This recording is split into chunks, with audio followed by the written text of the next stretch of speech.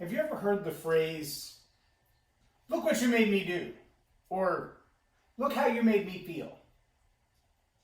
See, there's a thing going on in our world right now called COVID-19. And there's a big question that is kind of looming in the background of everybody's head that some people have expressed and some have not been bold enough to express. And that's what I want to talk about today. Welcome to Leading Leaders Podcast, 5-minute videos, 5 days a week. I'm Loren Norris for Leading Leaders Podcast. And I know that in the back of everybody's mind, we're asking the question, whose fault is this? Who's to blame for this spread of this virus all over the world? Is it the people who won't stay at home and they keep going out in public and transmitting from one place to another? I was reading an article yesterday about a church in Arkansas where 34 or 35 of their members all got tested positive for COVID-19 because they went to a children's play the first week of March. I don't know how many people knew the first week of March how contagious or how potentially deadly the virus could be.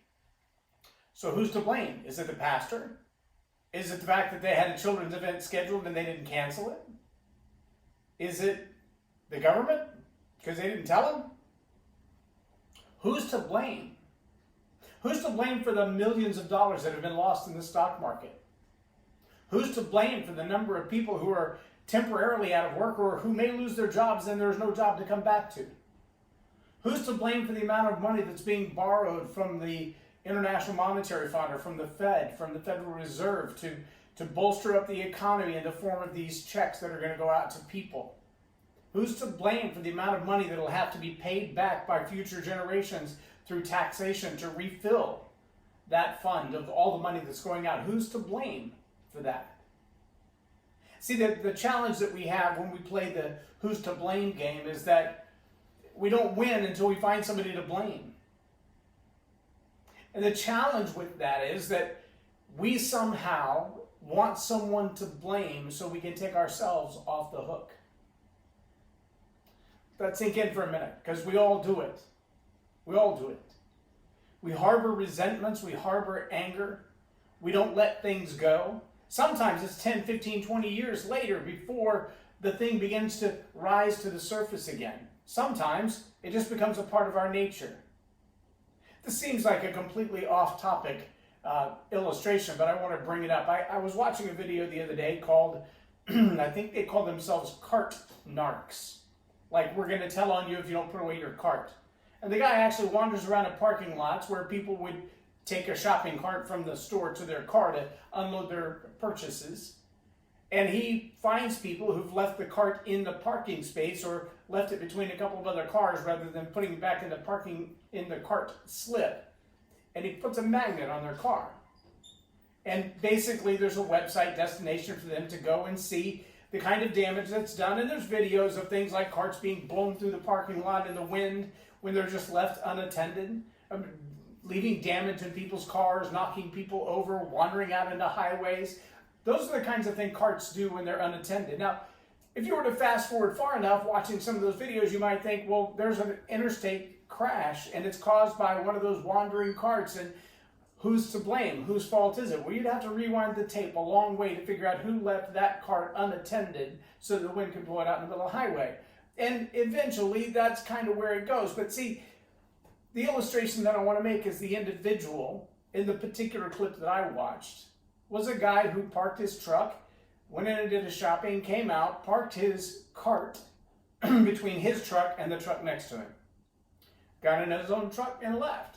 And as he's leaving, the cart narc comes to him and drops a magnet on his hood and said, "Do you realize the amount of damage you could do by simply not putting up your cart?" And the guy goes ballistic on him. No exaggeration. In the video clip, it's been shared all over Facebook. In the video clip, he threatens to shoot him. He says, "I'm going to put 6 in your head. I'm going to kick your butt." The guy gets violent, physically threatening the man's life over a shopping cart. For whatever reason he was upset, he didn't see any responsibility whatsoever in his behavior. He didn't see any blame in anything he'd done wrong. And I just wonder if we find ourselves in a place right now where we don't realize the level of responsibility that we have, the opportunity that we have. And maybe we're not at the place where our decision to leave a shopping cart unattended is going to cause a crash on the interstate. Maybe we just don't realize how the little tiny decisions that we make can make such a huge difference for everybody else. Maybe nobody thought that coming home from a trip around the world or across the country to visit their child's play would put 34 lives in danger. Maybe nobody thought coming to work with a little bit of a and a little bit of a temperature could devastate an entire office building. Maybe nobody thought they'd be burying a loved one because they went to a tennis match in February. See, it's really hard to answer the question, who's to blame? Whose fault is it? And so the real answer is, how do we take responsibility for what we can control? Rather than trying to blame or cast blame or find fault at the deepest level, why don't we just deal with what we're responsible for right now? Why don't we lead from where we are? Why don't we make decisions every day that will impact every day? See, I don't think playing the blame game is going to do anybody any good. Sure, we've got to find the point of origin. We've got to find patient zero. We've got to find the cure. We've got to find a vaccine. But not for the purpose of blame. Because it doesn't do anybody any good to blame anyway. How in the world would you ever hold them responsible for the number of deaths and the millions of dollars lost? You know anybody that has that kind of insurance policy? I don't think so. Why don't we just take responsibility for where we are, for what we can do with what we have? I'm Loren Norris for Leading Leaders Podcast on Tell It Like It Is TV. Have a blessed day. Subscribe now for our extensive video library of leadership lessons promoting faith, family, and freedom.